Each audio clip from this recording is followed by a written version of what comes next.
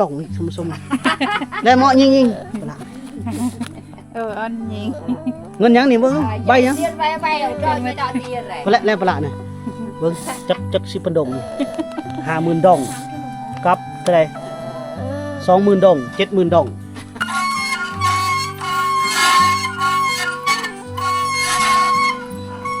เอาตักคนใหม่เอาโอ้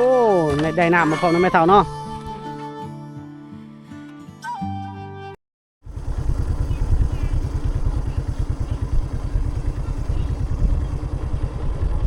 โอ้วิวงามเนาะ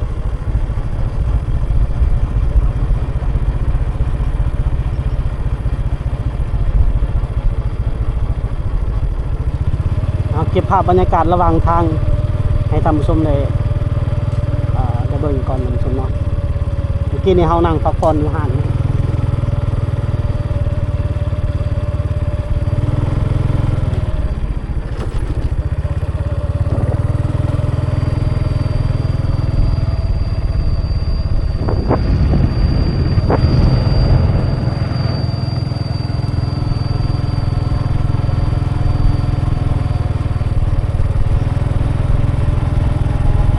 ทางยาวๆเลยบรรยากาศระหว่างทางเดี๋ยวเขาจะเก็บบ้านมานายนี่ค่อนข้างเงียบเนาะชาวบ้านออกไปเกี่ยวเขาหน้าเมื่อชาวบ้านฉันอยากเห็นเพิ่นน่ะแม่นพูดแล้วออกไปกลางนาพูดแล้วนาปังเนาะ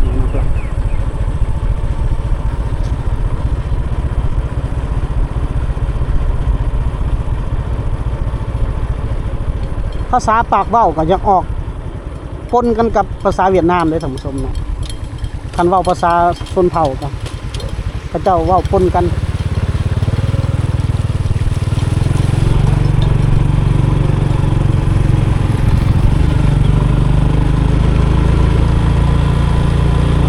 ห้านค่าเมื่อกี้นี่น้ำก็บ่ได้แช่ซ้ำโครงการขยายโครงล่างน้ำสะอาดและโภชนาการสนับสนุนขึ้นโดยสหภาพเออรบเนาะ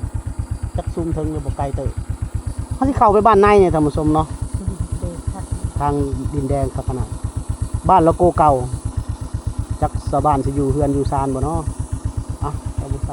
ไปต่อเลยครับ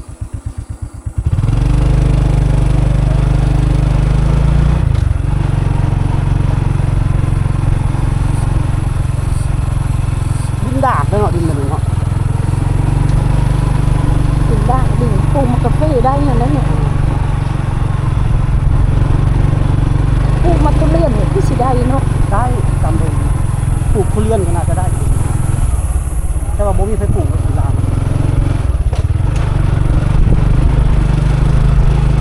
โอ้ทางรถไงนี่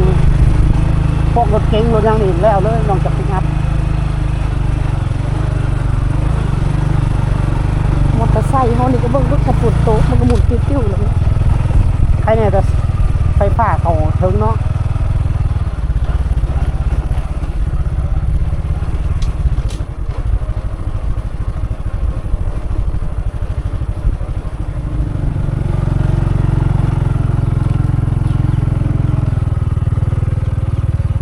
เขาเห็นกันเลยบอลบอกหอมนิดเนาะซึ่งมันก็หมู่บ้านจะคักเลยเงียบคักขนาด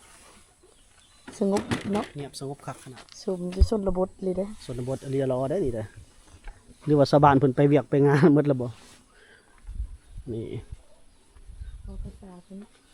ไม่เท่าเพิ่นจักเฮ็ดหยังท่านผู้ชมหอมมาเลยบันชวนอายะมันชนได้ก่อนบันชวนไม่ยังอันนี้คือเต่าน่ะทุกโอ้พวกยาสูบยาปุกโอ้บ่แม่นเด้เขาว่าบอลเด้โอ้ยาสูบเด้ยาสูบฮะปุกโดยจะปุกเอ้งไม่เท่าเบาลาวเป็นเนาะจะปุก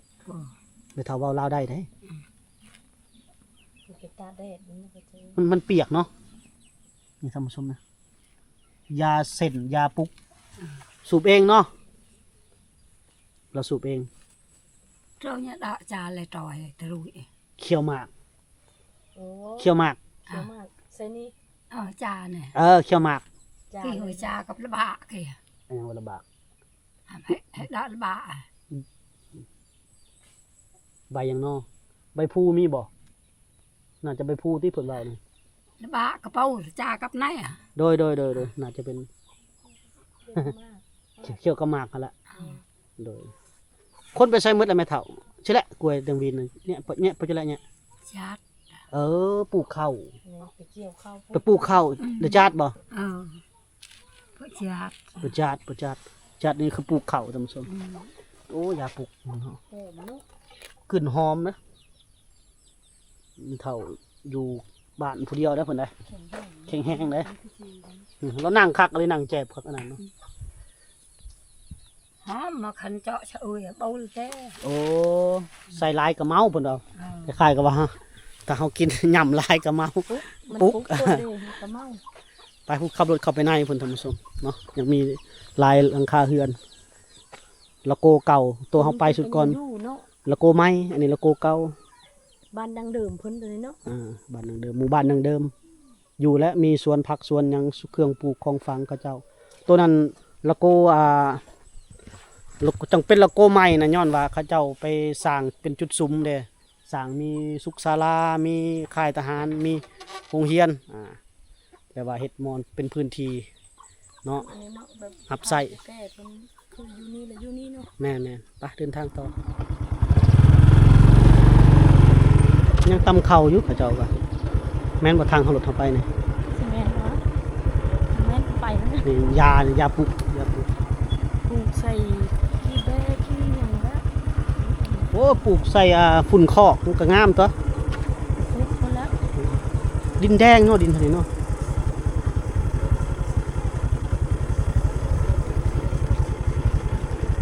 ต้นมะกาแฟหมดแล้วกาแฟนี่เขาเก็บหมดแล้วบ่หมดแล้วจนออกดอกเลยเด้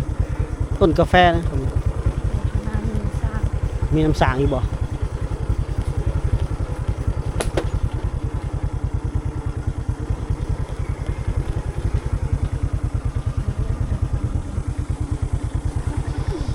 ต้นเนาะต้นทุเรียนมัน ฮะ ทุเรียน ปีนี้ยังบ่ได้พ่อมักทุเรียนบ่ยังบ่ได้กินมักทุเรียนจักคำโอ้ 300-400แล้วไปสิกล้ากินเนาะ แพงเลยอยู่ลาว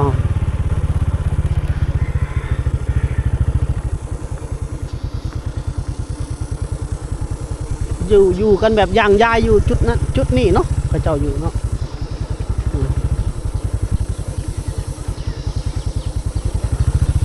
อยู่ไปคนแบบแก่คนละเล่นเนาะ แม่น โอ้เฮือนเราตัวนี้คักเลย นี่บ่ แม่ย่าอีเด้อ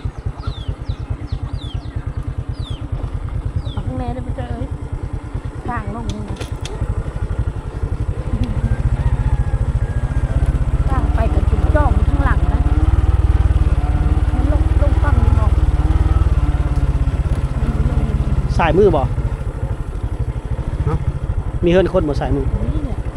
ไปตามทางรถเลยได้ทำสมเฮากับผู้เขาเฮือนไปพามาเที่ยวบ้านเพิ่น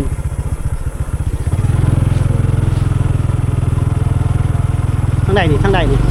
ก็เล็งไปก่อนไป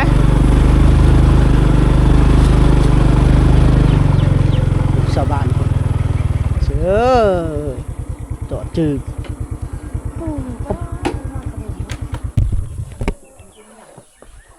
ฮ้อนเบิ่งเฮือนชาวบ้านเพิ่นทำสมสบายดีบันชวน thâu ăn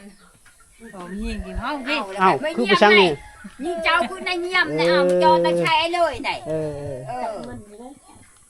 โอ้ได้เงินโอ้ใส่เงินดอกนี่สมได้เหมาะยิงปลา ăn nhìn เงินยังนี่เบิ่งใบยัง tiền vay vay ở trên mới đọ tiền rồi พละแล้วปลานี่เบิ่งจักสิปนดงนี่50,000ดองกับเท่าใด20,000ดอง70,000ดองใส่เงินเวียดบ่อยู่พี่บ่ใส่เงินเวียดบ่อยู่ ngân viết là khai rồi cả cắn cái vay vay ok rồi như đó thì tiền rồi จะดังทีเลย มันยังเด้เรียนนี่เนาะ บ่ฮู้กันเด้เรียน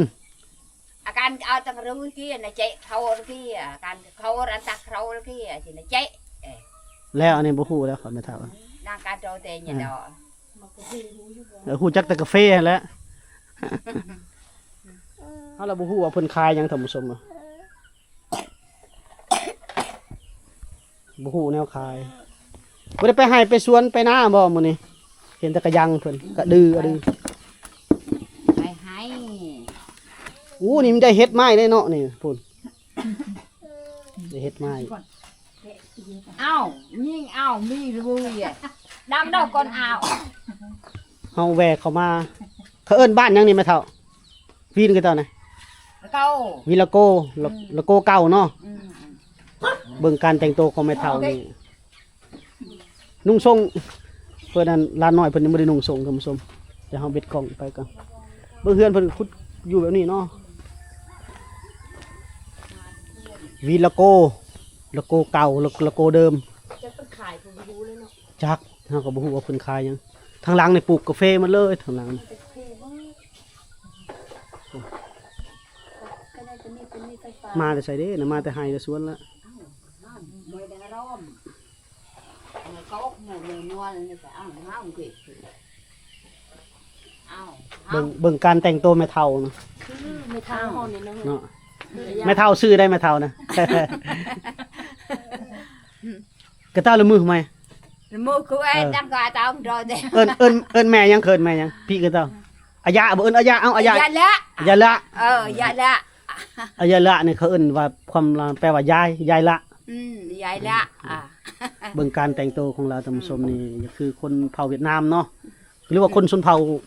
บรูชนเผ่าตรีนุ่งแบบนี้ คือหยาเท้าห้องวันนี้นะหยาเท้าห้อง อายะเฒ่าหรือเขาคำปาเพะก็นุ่งแบบนี้แต่งตัว ค มัน นมาตะเวียดเนาะหยาเพ ยาเพะ เวียด บากเฮละตังผู้เดยังเกาะลวงลายพุ่นน่ะบ้านยังวะลืมละ nó trời đường lại อยู่เวียดพุ่นน่ะตังยวนพุ่น cứ con chú anh thế xem cứ học kỳ cứ ở gia chú anh thế โอ้ยลืมซื้อแล้วซื้อบ้านเราจักซื้อบ้านนะบากเฮละตังยวน cứ đã thế với chú anh thế phải ran cứ chỗ ถาม cái บ้านเอ้ยละบ้านได้ตามซื้ออยู่ไกล xin mua này bói kruông liều này nhìn miệng cứ thế bạc lạc cả เอาเอื้อยเราอยู่สลันบ่ cứ thế ran สลัน อยู่ใกล้ๆกันแล้วก็กับบ้านพ่อยาม การแต่งตัวเรามันมีคำนี่คำแย่งบ่ อันนี้ก็เงินนี่เนาะ đang ăn ngon แต่งตัวกันเนาะ การแต่งตัวสมัยเก่าแล้วอันนี้แบบคนชนเผ่าเวียดนามแบบนี้เนาะเจ้าแตะกอนก็มาจะพุ่นเจ้าก็เนาะ cứ quay Việt Nam thì cứ bên quay Lào คนเวียดนามเลยบ่เจ้าเวียดนามแตะกอนเนาะบ่รู้เวียดนามเนาะ mới ở Lào này hai cặp mà vô đi. ở Việt เวียดดูนบ่อยู่พุ่น đun แสดงว่าภาษาเวียดนามนี่เรียบร้อยแน่เนาะ bồn tê บืนเตได้เด้เว้าได้อยู่เนาะ อ๋อก็ได้ เอา ao เป็นมาน้ำผัวนี่เนาะมาน้ำผัวนี่ มานี่ตั้งไหนตั้งกะยากบ่ดึงเลยขอบใจไม่เข้าอยู่นี่มีน้ำสร้างเก่าเด้ท่านผู้ชม tham mẹ Việt đây làm đây ฮะ người Việt làm เป็นคนเวียดนามบ่เฮ็ดให้แตะกอน Việt Nam Thuật này โอ้สมัยแตะกอน 12 triệu tiền Việt มือหายเตี้ยว12 ล้าน 12 ล้านดง โอ้เขาซอยเรือบ่หรือว่าแนวใด bò rồi lưu với lại จ้างบ่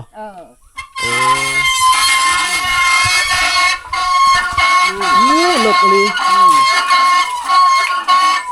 ประมาณ30 เมตรพู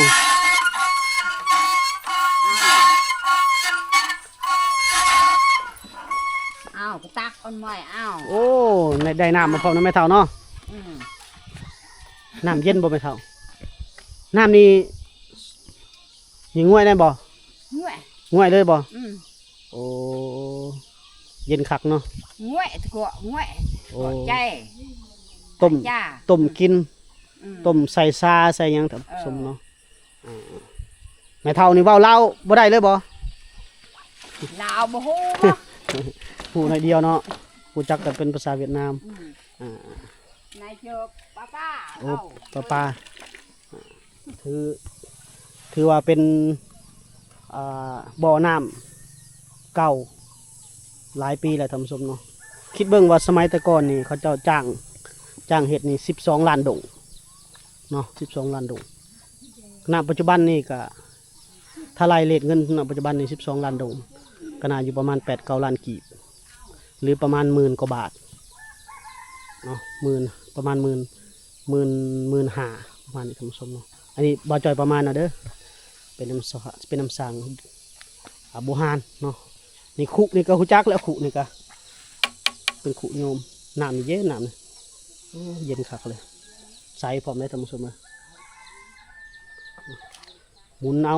เนาะดีแต่เพิ่นบ่ได้ปอนใดลงนี่ถือว่าเป็นบ่อนที่น้ำสั่งที่หาเบิ่งได้ยากแหละท่านผู้ชมเนาะเพื่อนเขาเจ้าก็ปลูกแบบนี้แหละท่านผู้ชมปลูกอยู่ตามซอกตามหลืบนะปลูกกาแฟขายใส่เงินดองอยู่นี่เนาะใส่เงินดองเงินกีบบ่ค่อยปานใดค้าขายกับชาวเวียดนามเด้